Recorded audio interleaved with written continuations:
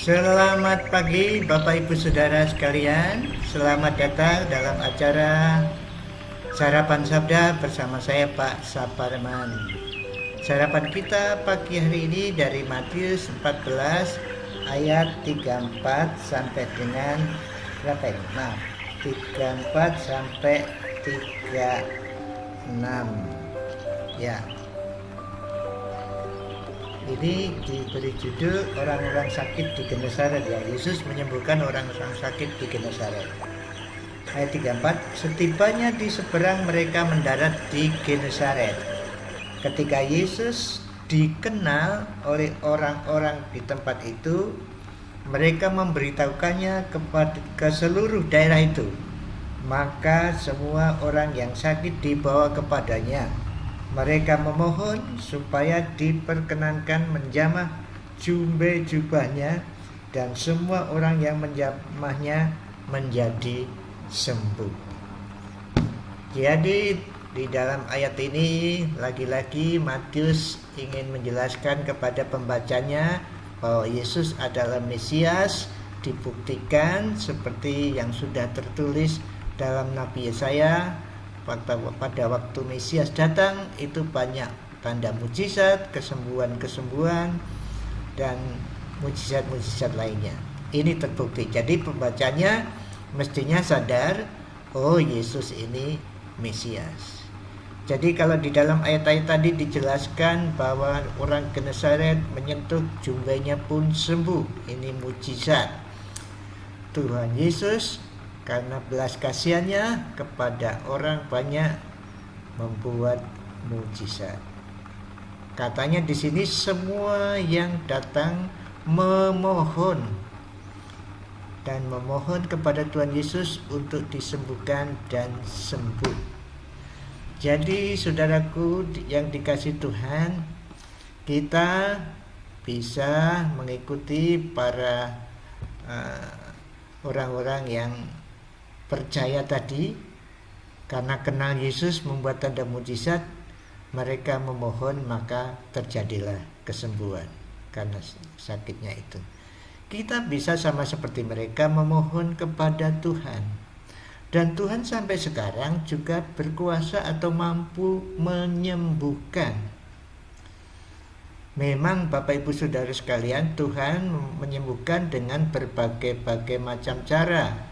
Kadang dengan doa selesai sembuh, tapi kadang juga lewat dokter. Dokter itu juga diberi kemampuan oleh Tuhan sehingga bisa menemukan penyakit lalu menyembuhkan lewat obat-obatan yang mereka temukan. Mereka ini adalah orang-orang yang diberi kemampuan untuk melakukan hal itu.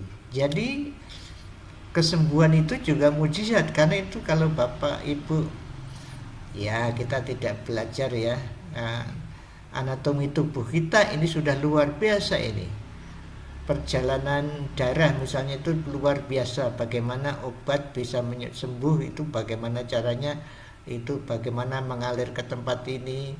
Misalnya hanya minum pil 5 mg saja bisa mengencerkan darah sehingga tekanan darah dikurangi. Nah itu sudah luar biasa itu, penemuan itu juga mujizat dari Tuhan yang diberikan kepada dokter dan ahli-ahli obat. Tapi lagi-lagi doa untuk permohonan mujizat juga ada, tapi tentu saja mungkin di saat-saat tertentu mujizat seperti itu bisa terjadi. Kita tidak harus membatasi bahwa sakit harus ke dokter, tidak, tapi sakit harus ke orang yang mempunyai keyakinan, mempunyai karunia kesembuhan. Marilah pada waktu kita mempunyai persoalan, masalah, tanya dulu kepada Tuhan.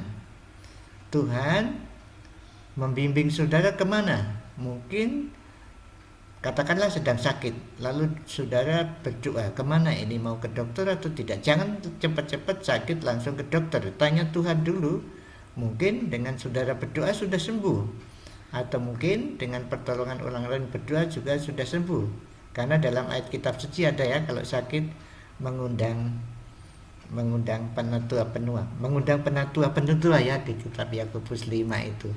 Nah, memang sakitnya itu sakit apa kita tidak tahu dalam ayat itu. Mungkin bukan sakit fisik ya, mungkin sakit karena dosa, konseling, mungkin seperti itu. Tapi pada dasarnya apapun masalah saudara termasuk sakit, awalnya atau permulaannya harus dimulai dengan memohon dulu kepada Tuhan petunjuk untuk mencari jalan keluar.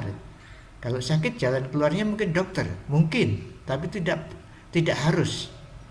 Mungkin dengan bidan saja bisa, atau mungkin tidak ditumpangi tangan, mungkin. Jadi yang pertama-tama, tapi seperti orang-orang di Genesaret tadi, memohon kepada Tuhan, dan saat itu, pada waktu itu Tuhan berkenan menyembuhkan bukan lewat tumpang tangan ya, lewat menyentuh jumbenya saja. Jadi bermacam-macam cara Tuhan Yesus menyembuhkan, saat ini juga seperti itu. Tapi yang pertama-tama yang kita lakukan kalau kita punya masalah atau sakit atau apapun, pertama-tama memohon kepada Tuhan, lalu Tuhan memberi jalan keluar.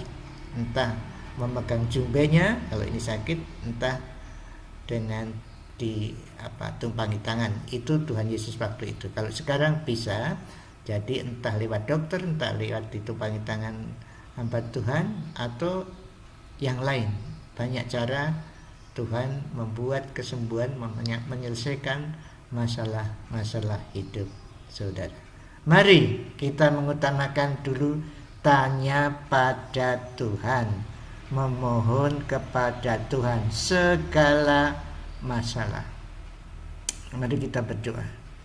Terima kasih Tuhan, pada pagi hari ini Tuhan memberi pelajaran kepada kami supaya pertama-tama kami memohon kepadamu apapun yang kami